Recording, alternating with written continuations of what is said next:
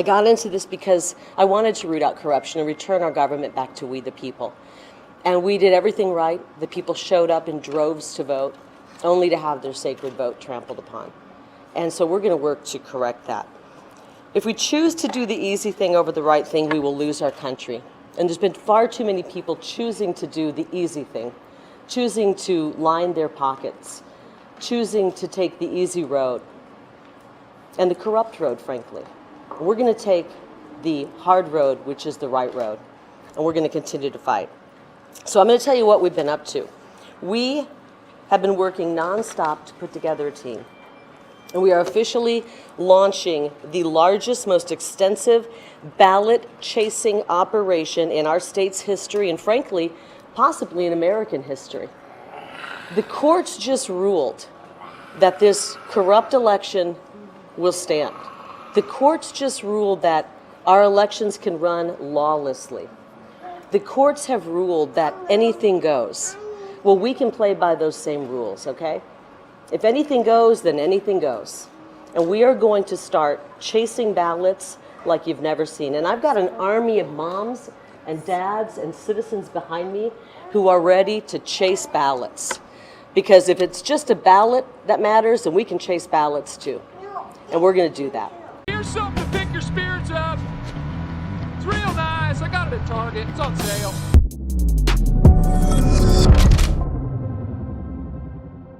What's up, guys? It's your boy, Benny. Kari Lake is a fighter. She's a friend of the show, and I'm a huge Kari Lake fan. Gotta tell you guys, she has up her sleeve something new. We thought she was going to announce that she's running for Senate. She called a press conference earlier this week and said, hey, I have something big. I thought she was going to run for Senate because there's going to be a big battle for Senate in Arizona.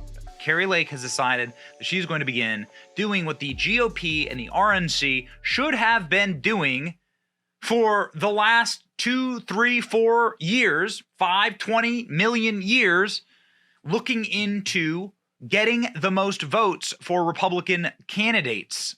Now, ballot harvesting is legal and has been legal in a lot of states. Now, you could argue whether that's good or bad, or whether you should change those laws, but nonetheless, so it goes. You have to go up and you have to knock on doors. You have to go up and you have to ask for votes. And in some states, you can even gather those votes. In some states, you can simply request that these people vote or give them information and direction as to how to do that. There should be ballot drop boxes at the back of every single church and at the front of every single NASCAR event. But Republicans are just stupid. And so instead of putting ballot boxes inside of country music festivals, well, we let libs stash them inside of slums in Minneapolis. But nonetheless, here we go. Kari Lake announces ballot chasing campaign. Maybe ballot harvesting, ballot chasing, nonetheless.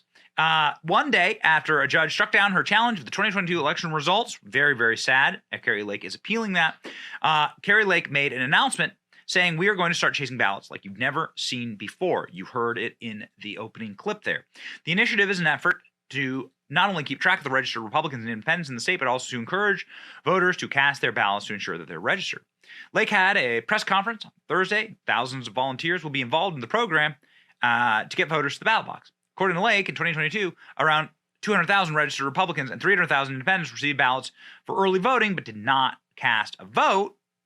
Kari Lake, like the margins in Arizona was like, were like 10 votes. And it was like nothing.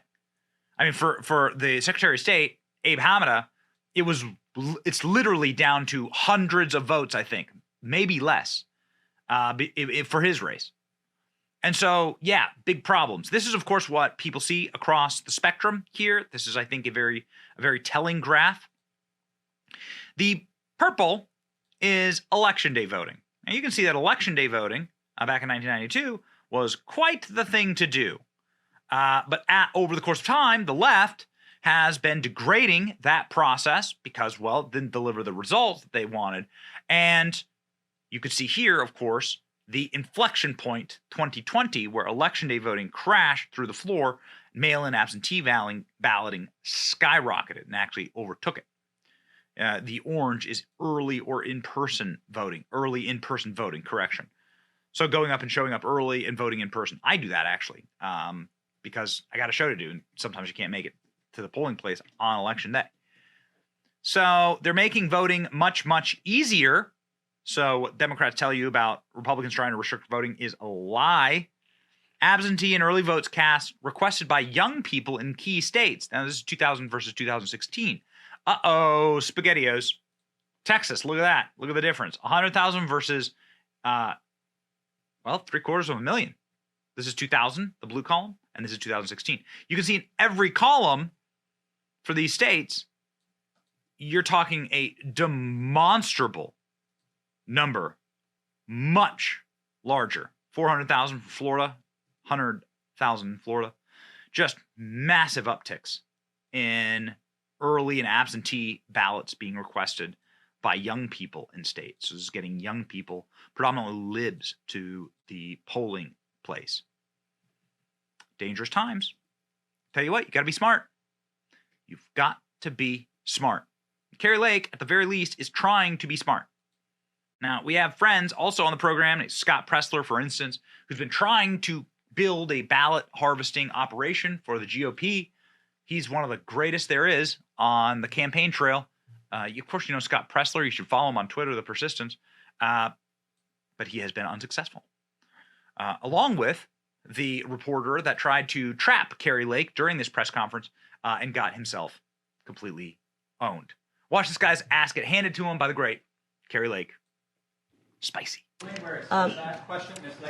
Brom, you have a question from 12 News.